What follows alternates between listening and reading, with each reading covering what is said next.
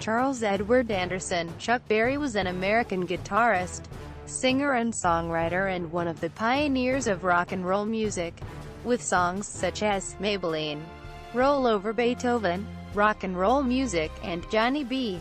Goode. Berry refined and developed rhythm and blues into the major elements that made rock and roll distinctive, writing lyrics that focused on teen life and consumerism, and developing a music style that included guitar solos and showmanship. Berry was a major influence on subsequent rock music. Born into a middle-class African-American family in St. Louis, Missouri, Berry had an interest in music from an early age and gave his first public performance at Sumner High School. While still a high school student, he was convicted of armed robbery and was sent to a reformatory, where he was held from 1944 to 1947. After his release, Berry settled into married life and worked at an automobile assembly plant. By early 1953, influenced by the guitar riffs and showmanship techniques of the blues musician T-Bone Walker, Berry began performing with the Johnnie Johnson Trio. His break came when he traveled to Chicago in May 1955 and met Muddy Waters, who suggested he contact Leonard Chess of Chess Records. With Chess, he recorded Maybellene, Berry's adaptation of the country song Ida Red, which sold over 1 million copies, reaching #1 on Billboard magazine's Rhythm and Blues chart. By the end of the 1950s, Berry was an established star, with several hit records and film appearances and a lucrative touring career. He had also established his own St. Louis nightclub, Berry's Club Bandstand, but in January 1962, he was sentenced to 3 years in prison for offenses under the Mann Act. He had transported a 14-year-old girl across state lines. After his release in 1963, Berry had several more hits, including No Particular Place to Go, You Never Can Tell, and Nadine, but these did not achieve the same success or lasting impact of his 1950s songs, and by the 1970s he was more in demand as a nostalgic performer, playing his past hits with local backup bands of variable quality. His insistence on being paid in cash led in 1979 to a 4-month jail sentence and community service for tax evasion. Berry was among the first musicians to be inducted into the Rock and Roll Hall of Fame on its opening in 1986. He was cited for having laid the groundwork for not only a rock and roll sound but a rock and roll stance. Berry is included in several of Rolling Stone magazine's Greatest of All Time lists. He was ranked 5th on its 2004 list of the 100 Greatest Artists of All Time. The Rock and Roll Hall of Fame's 500 Songs That Shaped Rock and Roll includes 3 of Berry's: Johnnie B. Goode, Maybellene, and Rock and Roll Music. Berry's Johnnie B. Goode is the only rock and roll song included on the Voyager Golden Record. Biography and career. 1926 to 1954, early life and apprenticeship with Johnnie Johnson. Born in St. Louis, Missouri, in 1944, while still a student at Sumner High School, he was arrested for armed robbery after robbing 3 shops in Kansas City, Missouri, and then stealing a car at gunpoint with some friends. Berry was released from the reformatory on his 21st birthday in 1947. On October 28, 1948, Berry married the Meta Toddy Suggs, who gave birth to Darlene Ingrid Berry on October 3, 1950. By the early 1950s, Berry was working with local bands and clubs in St. Louis as an extra source of income. By early 1953, Berry was performing with Johnnie Johnson's Trio, starting a long-time collaboration with the pianist. Berry's calculated showmanship, along with a mix of country tunes and R&B tunes, sung in the style of Nat King Cole set to the music of Muddy Waters, brought in a wider audience, particularly affluent white people.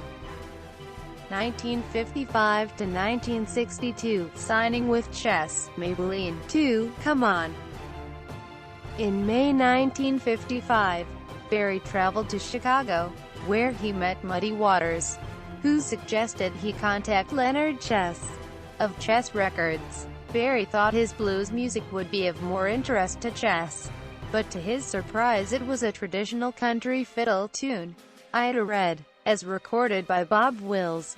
Berry said, "It came out at the right time when Afro-American music was spilling over into the mainstream pop." Quote, NBC Evening News. March 18, 2017.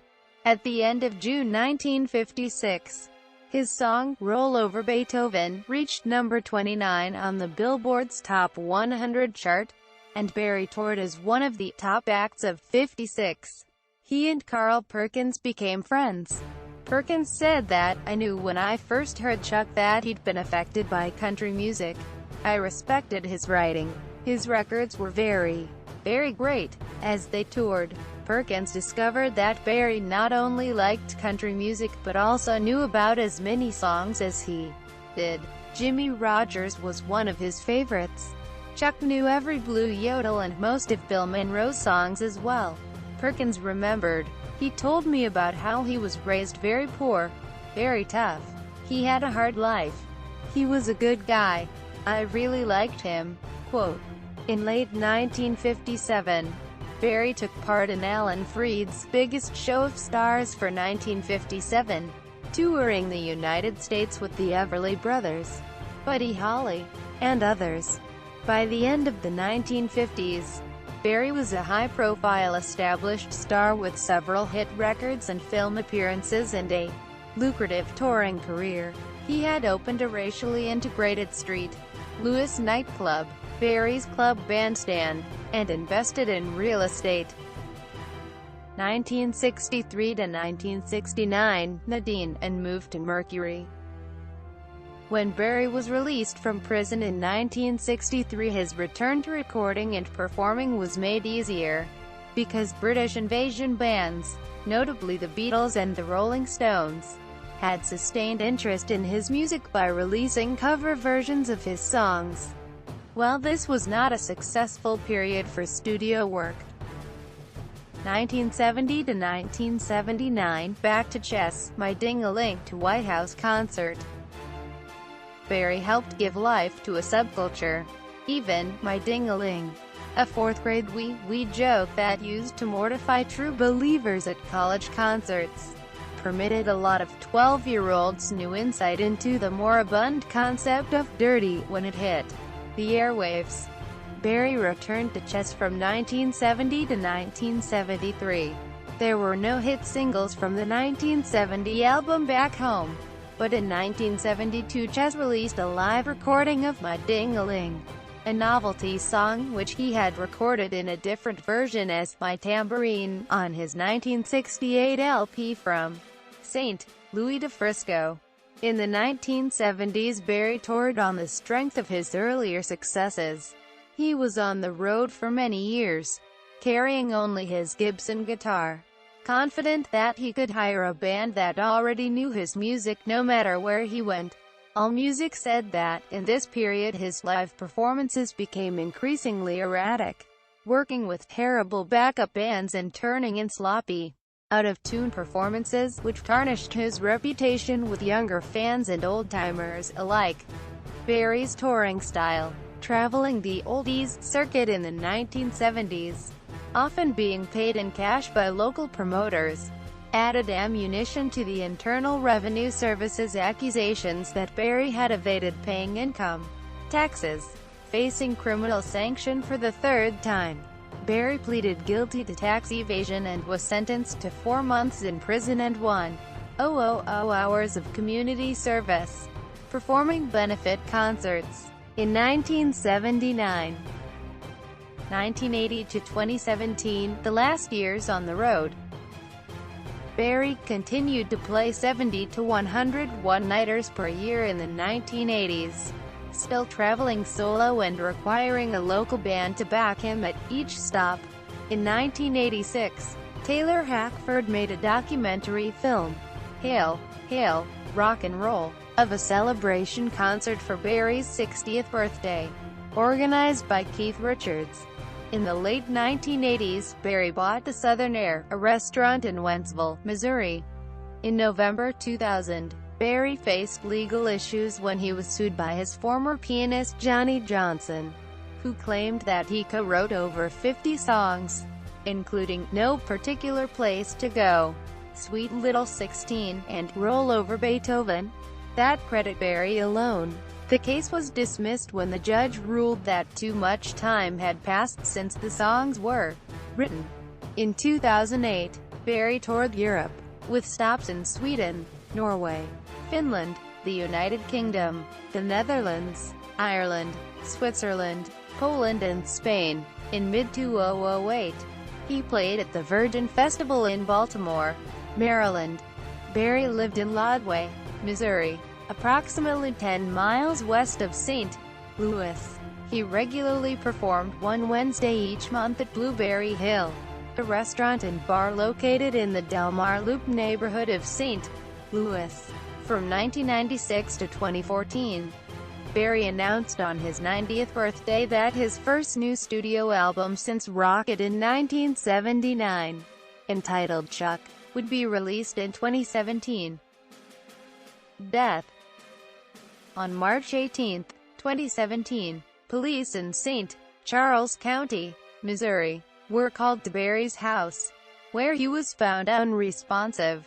He was pronounced dead at the scene, aged 90.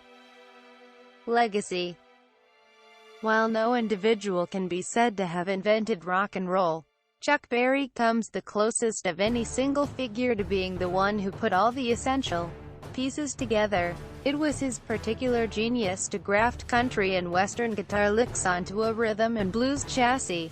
In his very first single, Maybellene, the pioneer of rock and roll, Barry was a significant influence on the development of both the music and the attitude associated with the rock music lifestyle.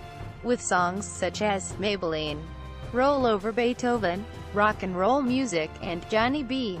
Goode, Barry refined and developed rhythm and blues into the major elements that made rock and roll distinctive, with lyrics successfully aimed to appeal to the early teenage market by using graphic and humorous descriptions of teen dances, fast cars, high school life, and consumer culture. The rock critic Robert Christgau considers Barry the greatest of the rock and rollers. When asked what caused the explosion of the popularity of rock and roll that took place in the 1950s, with him and a handful of others, mainly him, Barry said, "Well, actually they began to listen to it. You see, because certain stations played certain music. The music that we, the blacks, played. The cultures were so far apart. We would have to have a PlayStation in order to play it. The cultures begin to come together, and you begin to see one another's vein of life. Then the music came together." Quote, President Bill Clinton recognizing Chuck Berry after Barry was named a Kennedy Center honoree. Dec. 3, 2000. C-SPAN. Among the honors Barry received were the Grammy Lifetime Achievement Award in 1984. Barry is included in several of Rolling Stone magazine's Greatest of All Time lists. In September 2003, the magazine ranked him number 6 in its list of the 100 greatest guitarists of all time. The journalist Chuck Klosterman has argued that in 300 years Barry will still be remembered as the rock musician who most closely captured the essence of rock and roll.